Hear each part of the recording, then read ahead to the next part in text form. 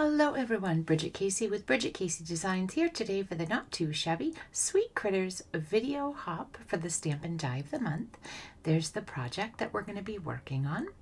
So here I'm using my tried and true method of leaving as many dies as I can hook together and putting the stamps into those dies. I like doing this because I can stamp my image as many times as I want with my platform, and then I can color and die cut it once. So in my videos this month, there were a few happenings.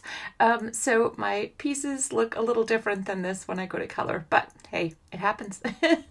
So try this. Just make sure you cut any smaller dies that are in the center of the bigger dies out before you do this method.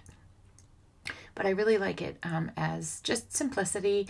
I don't have to chase dies. I don't have to worry about them falling out of the packaging or anything like that. It's just better safe than safe. Or sorry, there we go, sorry. All right, so I'm stamping that warm hello up in the corner, and that's all I thought I was going to use. So as you can see, my little my little sheep here looks a little different than it did on that beautiful large piece of cardstock I had originally, but that's okay. So we're going to start coloring, and we're starting with the Copics, and we're starting with W6. I really wanted to use the warm grays for my little sheep. Then we're coming in with W4, and I made the mistake before. I've colored this a couple of times. I colored the center.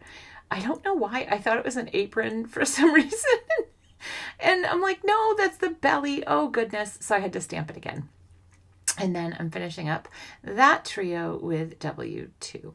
So that's why my images look a little different. And then I tried out some different fox colors that you'll see coming up at a later date this month. So, but I did have some fun playing around with colors.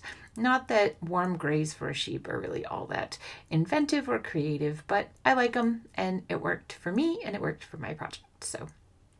But I just wanted to explain why my piece of paper looks a scotch different. So for my pink combo, I've been using R81 and RV10. So I'll go in with the R81, the RV10, and then I'll come back and add a little with the R81 if I lose that those extra flick marks.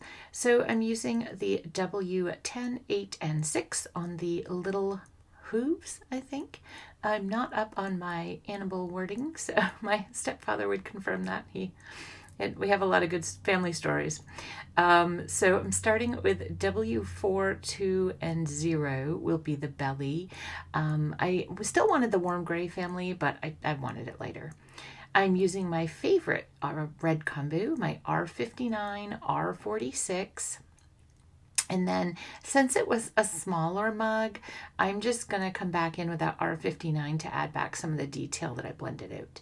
For my coffee, I have E79 and E77.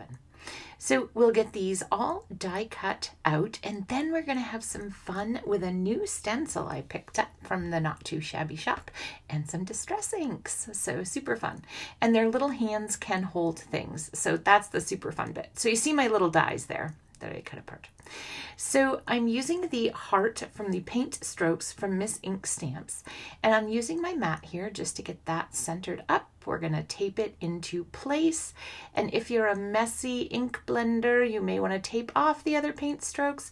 I felt confident this day for some reason, so I didn't, and it was okay. It all worked out. It doesn't always go that way, as many of us know.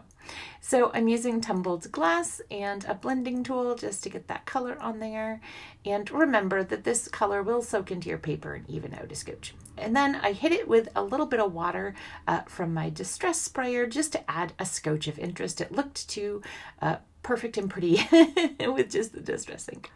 So I'm going to go ahead and I'm going to add my little sheep and the little mug.